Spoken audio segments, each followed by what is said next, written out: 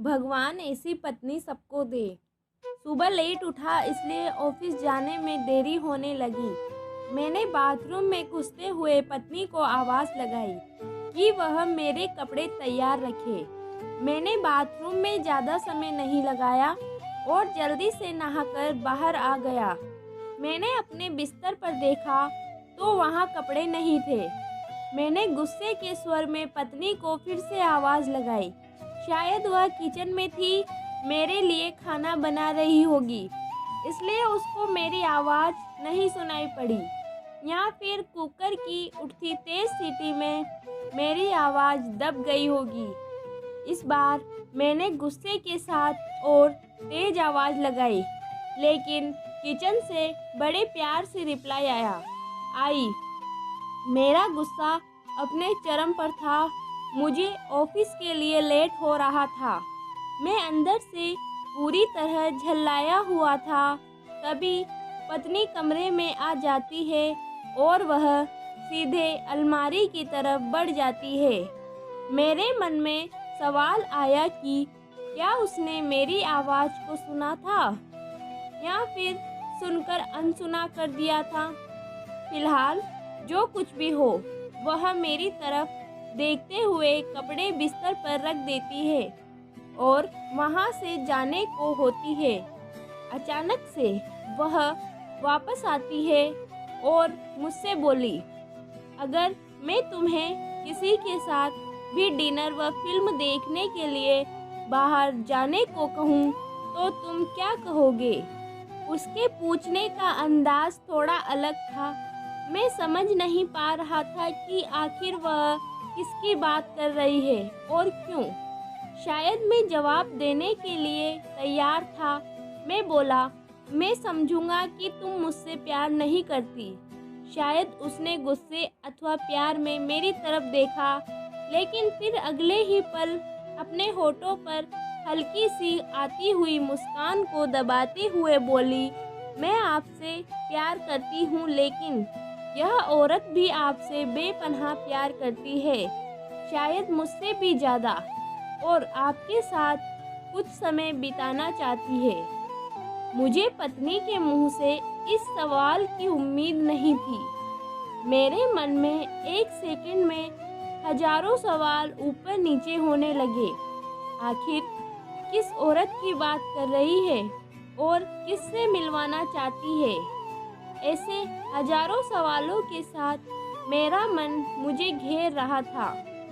आखिर मैंने पूछ ही लिया कि किसकी बात कर रही हो। पत्नी ने बिना कुछ बोले एक तस्वीर की तरफ इशारा कर दिया। वह तस्वीर थी मेरी माँ की, जो मुझसे दूर रहती है, जिनसे कई महीनों से मैं मिला नहीं था। शायद काम की वजह से मैं उन्हें फ़ोन भी नहीं कर पाया।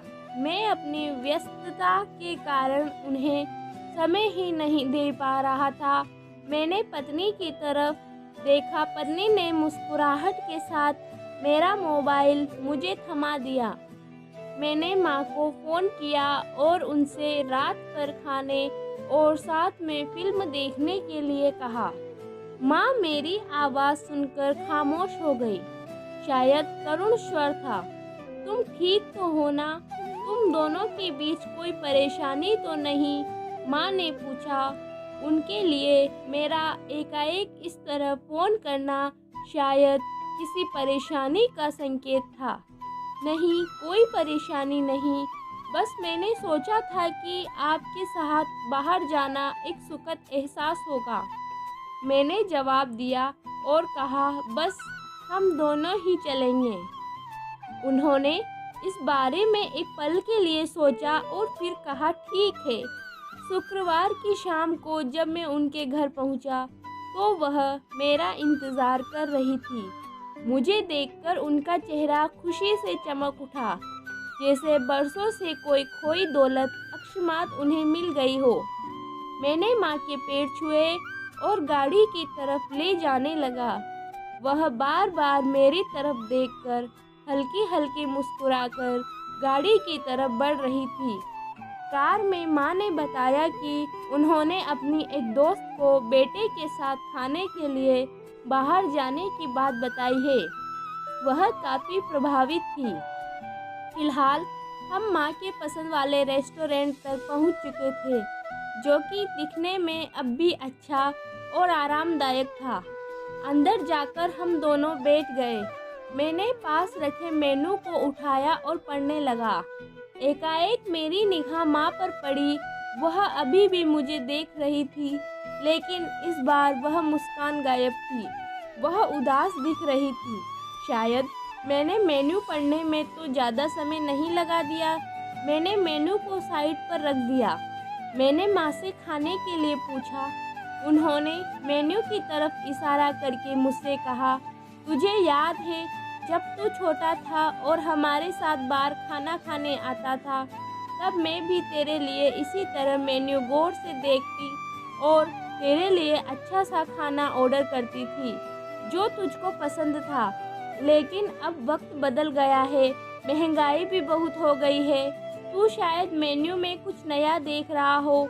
माँ का जवाब सुनकर मेरी आंखों से आंसू निकलने लगे, लेकिन मैंने खुद को संभाला और कहा, माँ इस बार मैं आपके लिए मेन्यू पढ़ना चाहता हूँ। इसके बाद मैंने एक बढ़िया सी डिश माँ के लिए ऑर्डर की। खाने के समय माँ ने मेरे बचपन से लेकर अब तक के कई किस्से सुनाए। मुझे ऐसा लग रहा था मानो मैं वापस बचपन में आ गया हूँ। मुझे उस समय इतनी खुशी हो रही थी मानो सारी कायनात इसके आगे फीकी हो। बातों ही बातों में समय का पता ही नहीं चला।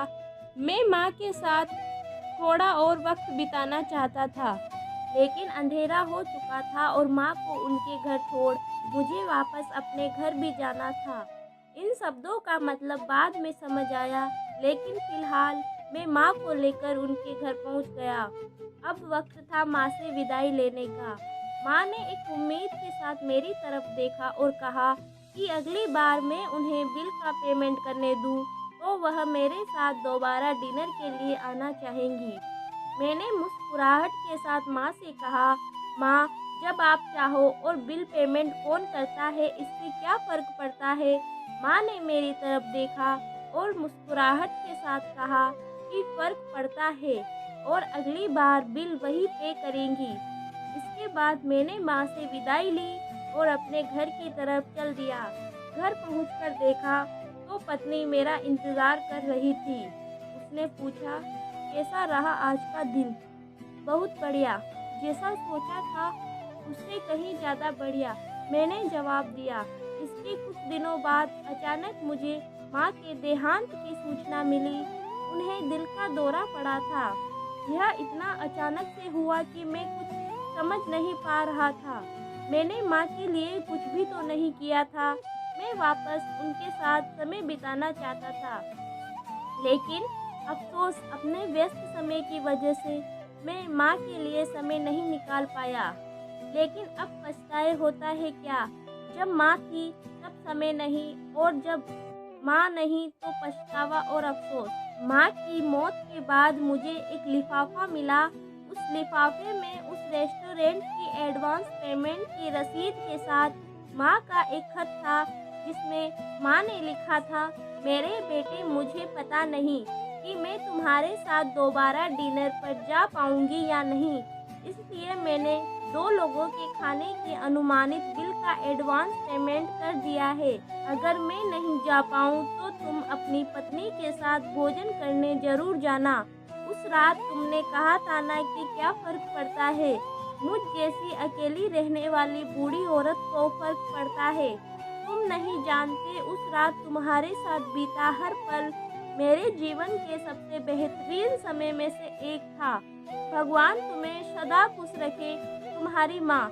इंसान को दुख अपने को खोने के बाद होता है। अगर समय रहते एहसास हो जाए तो जीवन में छोटी छोटी बातों से भी परिवार में खुशियाँ बांटी जा सकती है। और माता पिता तो जीवन की सबसे अनमोल धरोहर है।